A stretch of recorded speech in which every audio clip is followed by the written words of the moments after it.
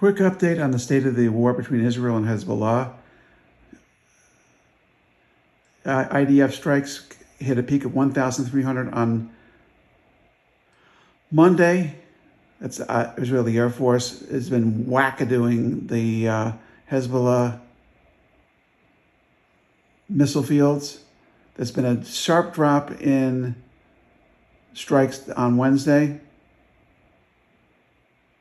And that is because the vast majority of the Hezbollah targets have been destroyed. Now, they supposedly have 130,000, 170,000 missiles. Well, not all of those are high-quality missiles. So, I mean, it's not time to stop worrying in Israel yet.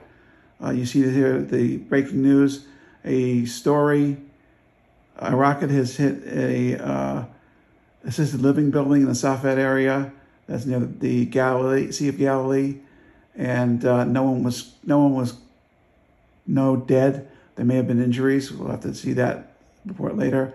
The war is going reasonably well. Israel came to the conclusion that they should have been is the most successful war Israel has ever had was the 6-day war.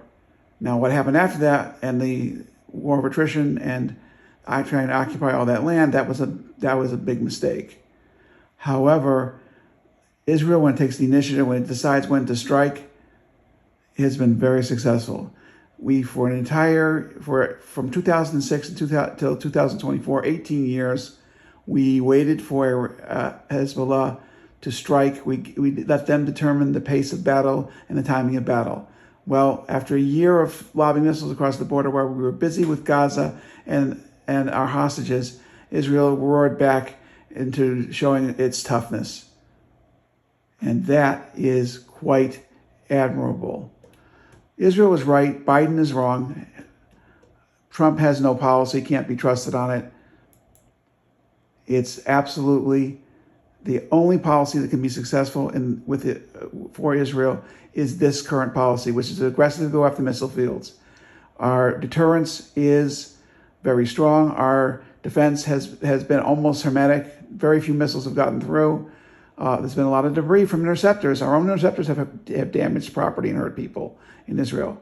But in the end, we're being successful because we're taking the initiative. Something else also reminded me strategically thinking, Iran's not so likely to jump in this war. Why is that? I'll tell you why. Because Iran has no conventional air force from this standpoint. They have a few F-14 interceptors. They got a few older interceptors than that from 1970s. And they've got some Soviet made aircraft, but they have no air force to speak of. Air defense-wise, Israel can hit any target they want in Iran anytime they want. So what Iran risks by going to war itself, by attacking Israel directly, is what was proven on the 14th and 13th of April, that Israel has a good enough defense to stop any Iranian attack, and Iran can't stop anything. Iran is vulnerable. It's a massive country. It's thousands of times the size of Israel, and any target in Iran can be wiped out at any time. And if the Iranians make the mistake of trying to go nuclear, finish their nuclear program, develop a bomb, well, that brings the United States into it, because the United States has said, even Harris has said, and Biden, Joe Biden has never missed an opportunity to be wrong on foreign policy. The way he did the Afghan withdrawal was horrendous and stupid. It was the biggest foreign policy mistake of his administration. He would still be the nominee in spite of him being senile right now, had he not made that mistake, because that's what knocked his popularity down, was doing the Afghanistan withdrawal the wrong way and surrendering the country like he did. But that's water under the bridge. That was a mistake. Harris is not going to have to pay for that, and Harris is not going to make that decision. Harris is going to say what she's been saying about protecting Palestinian lives. I don't know what a Palestinian is, but if you're talking about the Arabs that live in the nearby Israel or in the 1967 borders of Israel, including Gaza and the West Bank, they deserve the right of self-determination. They deserve the right to be not bombed, and they deserve the right to be liberated from Hamas and terrorists.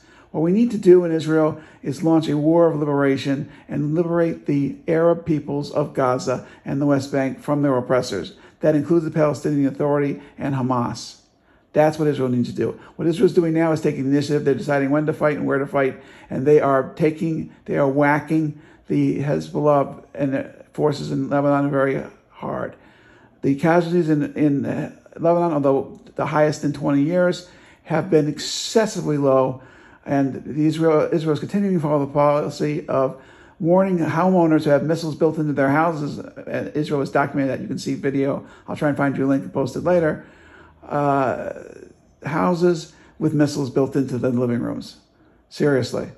But in the end, Hezbollah's 130,000 missiles are proving that Hezbollah had more bark than bite. And the problems we're having now with 100,000 Israelis kept out of their homes by bombs and missiles being lobbed across the border, not as big a problem as we thought so far. I hope God continues to protect Israel, and that the strength of the Israeli IAF forces continues. I give my heartfelt condolences to every Israeli soldier who passed away. My son-in-law is in armored school learning advanced tank. He's going to be a gunner in a tank for his regular army service.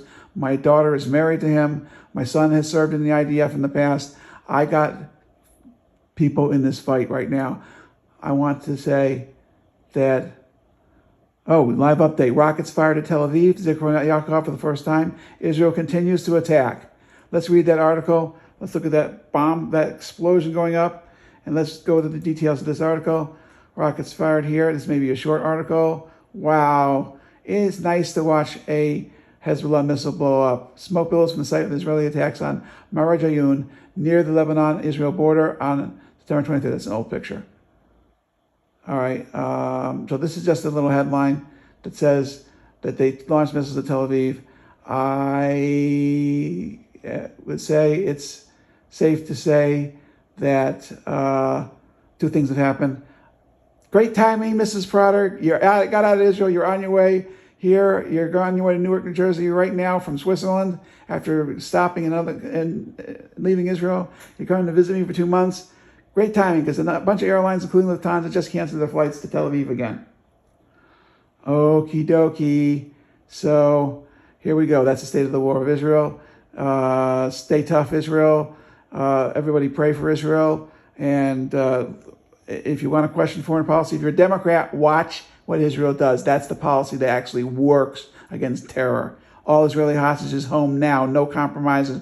Nobody gets let out of prison. Release all hostages now. Hostage taking needs to be eliminated in the Middle East. Make the world safe from Hamas. Keep bombing them.